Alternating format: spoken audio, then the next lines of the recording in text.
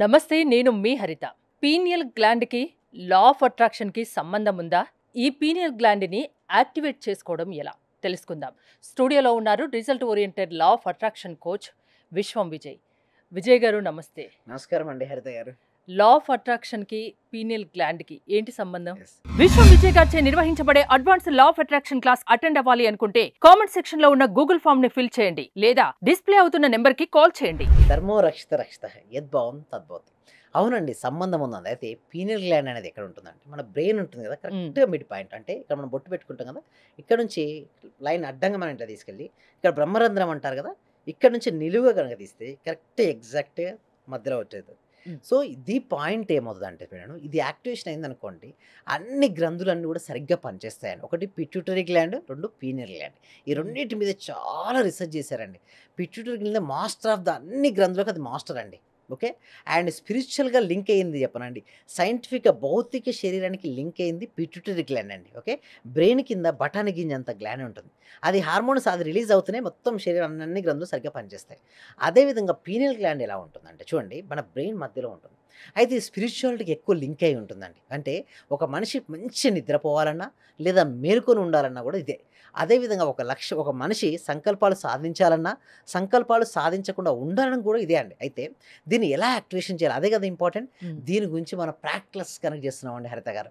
So అందులో ఏంటంటే clear చెప్పడం ఉంటుంది. అంటే మన నిద్రని కంట్రోల్ చేసే శక్తి ఉంటుంది. పీనియల్ గ్లాండ్ నిద్రనే కాదండి, మేల్కొల్పే శక్తి.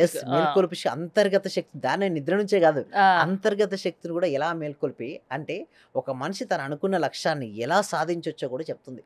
అది మన క్లాస్లో డీటెయిల్గా ఉంటుంది. బట్ ఎనీవే సమ్ బేసిక్స్ నేను ఇస్తానండి. అయితే ఎప్పుడైతే కొంచెం ఇక్కడ ఒత్తిడి అనేది కలగాలండి, చూడండి, wherever our focus goes there energy goes, wherever energy goes there results comes. అందరూ కూడా ఏమని కోరుకుంటారండి, మంచి ధనవంతుడు అవ్వాలి, మంచి సక్సెస్ అవ్వాలి, తన జీవితంలో తనకి ఏదైతే కావాలని కోరుకుంటున్నాడో అది రావాలని కోరుకుంటారు. అంతేనండి హరిత గారు. బట్ అదన్నీ రావాలి అంటే ఈ మనకు పీనియల్ గ్లాండ్ యాక్టివేషన్ అవ్వాలి. అంటే ఇక్కడ మనం ఏం చేయాలి, ఫోకసింగ్ పెట్టాలండి. ఎవరైతే ఇక్కడ ఎక్కువసేపు ఫోకస్ పెడతారంటే వారి దృష్టిని అక్కడ నిలపాలి. మీరు ఎక్కడ ఉందంటారు, మీరు భగవద్గీత చదివినట్టయితే వెన్నెముక, మెడ, తల నిటారుగా ఉంచుకొని ఎవరైతే భూమధ్యలో ధ్యాసని పెడతారో వారు అనుకున్నట్టుగా సాధిస్తారని ఉందండి. అంటే అయితే ఎక్కడంటే ఇక్కడ కరెక్ట్గా మీరు ధ్యాస పెట్టి అక్కడ కొద్దిసేపు హోల్డ్ చేయండి, ఆటోమేటిక్గా మీ ఫోకస్ పెరుగుతుంది, మీ కాన్సన్ట్రేషన్ లెవెల్ పెరుగుతుంది. మీరు ఏ రంగంలో అయితే ఉన్నారో చూడండి, మనీ రావాలని అందరూ అనుకుంటారండి హరిత గారు. బట్ అందరికీ మనీ వస్తుందండి, అందరికీ రాదు. బట్ ఎవరైతే ఆ ఫీల్డ్లో నెంబర్ 1 అవుతే మనీనే వారిని ఇష్టపడుతుంది. సింపుల్గా అండి, మనీ కోసం దయచేసి మీరు పరుగులు పెట్టకండి. మనీ కావాలంటే మీరు ఎంచుకున్న రంగం ఏదైతే ఉందో అందులో ఎక్సలెంట్ అవ్వండి. సింపుల్ అండి. ఒక విద్యార్థి ఉన్నాడు, మంచి చదువుకుంటున్నాడండి, బాగా చదువుకున్నాడు, క్యాంపస్ ఫస్ట్ వచ్చాడండి, అతను ఆటోమేటిక్గా మనీ వస్తాయి కదా.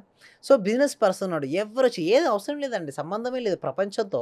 పోన క్రికెట్ మ్యాచ్ గెలిచింది, దానితో సంబంధం లేదు. ఎందుకంటే క్రికెట్ మ్యాచ్ గెలిస్తే వాళ్ళకి ఏమైనా ఇస్తారా? ఏదైనా కప్పు గెలిచిందని చెప్పేసి ఎవరివరకు ₹1,00,000 అయితే రాలే కదా. అయితే ఒకటి గుర్తుంచుకోండి, ఎంటర్టైన్మెంట్ కోసం, ఆనందం కోసం చూడడంలో తప్పేం లేదు. బట్ అదే పనిగా మార్నింగ్ నుంచి మొదలు పెడితే నైట్ వరకు చూడడం, ఆ విన్న తర్వాత 2 to 3 days దాని గురించే డిస్కస్ చేస్తే వారు ఏదైనా వృత్తి ప్రొఫెషనల్ ఉంటే వారు మొత్తం టైం అంతా అయిపోయినట్టే కదా. అంటే ఒకటే అండి, గుర్తుంచుకోండి, మన జీవితంలో మనం ఏదైనా సరే సాధించాలి అంటే మన మైండ్ను మన ఆధీనంలో తెచ్చుకోవాలి. మన మైండ్ మన ఆధీనంలో తెచ్చుకోవాలంటే మనకు పవర్స్ ఉండాలి, స్పిరిచువల్ పవర్స్ ఉండాలి, ఆధ్యాత్మిక శక్తి అండి. చూడండి, అందరికీ నేను చూస్తే ఇంటెలిజెంట్ క్వశ్చన్ చాలా బాగుంటుందండి హరిత గారు. ఇప్పుడు ఈ మధ్యలో ఏంటంటే ఇంటెలిజెంట్ బాగుంది, బట్ ఎమోషన్ క్వశ్చన్ చాలా వీక్ అండి, భావోద్వేగాలు ఉండట్లేదు సరిగ్గా. అంటే వైఫ్ ఏదో అన్నదని చెప్పేసి హస్బెండ్ ఏదో అని చెప్పేసి వైఫ్, బాస్ ఏదో అన్నాడని ఎంప్లాయ్, ఇలా చిన్న చిన్న వాటికే చూడండి వారి దేహాన్ని కూడా వదిలేస్తున్నారు కొంతమంది. అయితే ఒకటే గుర్తుంచుకోండి, ఎలాంటి ఎమోషన్ వచ్చినా సరే ఆ ఎమోషన్ బ్యాలెన్సింగ్ అనేది రావాలి. అంటే చదువుకున్న చదువు అనేది ఒక్క స్టేజ్ వరకే మీకు హెల్ప్ అవుతుందండి. ఎవరికైనా సరే అక్కడ నుంచి ఏం వెళ్ళిపోతుందో చెప్పండి హరిత గారు, చెప్పండి. ఎమోషన్ క్వశ్చన్ ఉండాలి కదా. అంటే భావోద్వేగాలను వారి నియంత్రణలో ఉంచుకోవాలి. మిమ్మల్ని ఎవరైనా సరే ఎంత కోపంలో తెప్పించినా సరే మీ ఫేస్లో చిరునవ్వు ఉండాలి. అలాంటప్పుడు ఏంటి సాధ్యమంటారా అది? ఎస్, అది ఎలా సాధ్యపడుతుందో నేను చెప్తానండి హరిత గారు. అయితే ఇప్పుడు మనకి ఎలా సాధ్యపడుతుంది, ఇప్పుడు కోపం వచ్చింది మేడం, కోపం రాగానే ఏం చేస్తాం, వెంటనే రెస్పాన్స్ అవ్వకుండా రియాక్ట్ అయిపోతాం. ఎందుకు, నన్ను ఇంత మాట అన్నారా అంటారు.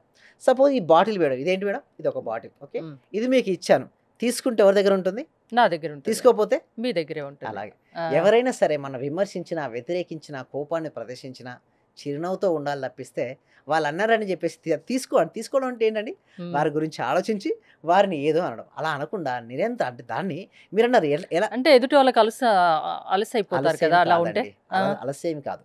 మనం అలుసు అవుతామని మనం భావించుకొని, ఆ! మనం గనక అప్పుడనొద్దు. చెప్పేదినండి. అప్పుడనొద్దు. అంతా అయిపోయిన తర్వాత మన సొల్యూషన్ అనేది ఇవ్వాలి. అంటే ఏదైతే ప్రశ్న అడిగారు కదా! ఎందుకు సపోజ్ యాంగర్ అవుతున్నారు కదా! నువ్వు ఎందుకు యాంగర్ అవుతావు? ఆ టైంలో గనక యాంగర్ జరిగిందనుకోండి, ఎస్పెషల్లీ రిలేషన్‌షిప్స్ అన్నీ కూడా ఎక్కడ ఖరాబ్ అయితాయి తెలుసా మేడం? ఇక్కడే ఉంటాయి. చాలా వరకు నేను చూస్తుంటాను. నా క్లయింట్స్ చాలా మంది వస్తారు. వాళ్ళ కోపంలో కంట్రోల్ తప్పుతూ కోపంలో ఉంటారు. కంట్రోల్ తప్పి హ్మ్. వాళ్ళ హస్బెండ్ వైఫ్ మీద కోపంతో టీవీ పలుకుట్టిన సందర్భాలు చాలా ఉన్నాయి. హ్మ్. మొబైల్స్ అయితే పలుకుట్టిన వాళ్ళు నాకు చాలా మంది మెసేజ్ చేస్తూ ఉంటారు. బట్ నేను అక్కడ రిలేషన్‌షిప్ కౌన్సెలింగ్ నేను ఇచ్చినప్పుడు గానీ, లేకపోతే వాళ్ళు వచ్చిన పర్సనల్ కోచింగ్ నన్ను అడిగినప్పుడు ఇలాంటి చాలా సందర్భాలు ఎదురవుతున్నాయండి హరిత గారు ఈ మధ్యలో. అయితే వాళ్ళకి ఐక్యూ లెవెల్ బాగానే ఉంటున్నాయి. కాబట్టి ఎమోషనల్ క్వోషంట్ వీక్. అసలు స్పిరిచ్యువల్ క్వోషంట్ ఇంకా చాలా తక్కువ ఉంటున్నాయండి. సో, ఎవరైతే చూడండి ఆధ్యాత్మికంగా బలంగా ఉంటారో, ఆ వ్యక్తి ఏ రంగం తీసుకున్నా ఆ రంగంలో స్ట్రాంగ్ అవుతాడు.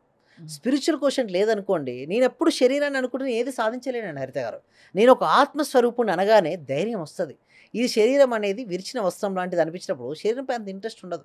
అంటే లవ్ చేస్తాం. మన శరీరాన్ని మనం ఇష్టపడతాం. అది వేరే.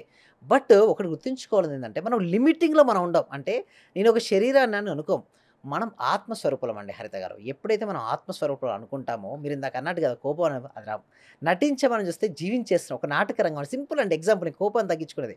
నాటక రంగం. నాటకం ప్రదర్శిస్తున్నాం. ఒక విలన్‌కి ఏంటి యాంగర్ ప్రదర్శించాలి.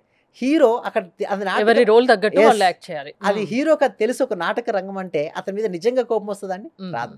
బట్ కోపం ఉన్నట్టు నటించాలి. ప్రదర్శిస్తాడు. హ్మ్. Same like that. ఇలా గనక ఎవరైనా చేసుకోగలిగితే వాళ్ళ లైఫ్ ఈజ్ ఎ బ్యూటిఫుల్ అండి. ఇంకొకటి కొద్దిసేపు శ్వాసను గమనిస్తూ లేదా కొంచెం వాటర్ తీసుకునో లేకపోతే రివర్స్‌లో కౌంటింగ్ చాలా మెథడ్స్ ఉంటాయండి.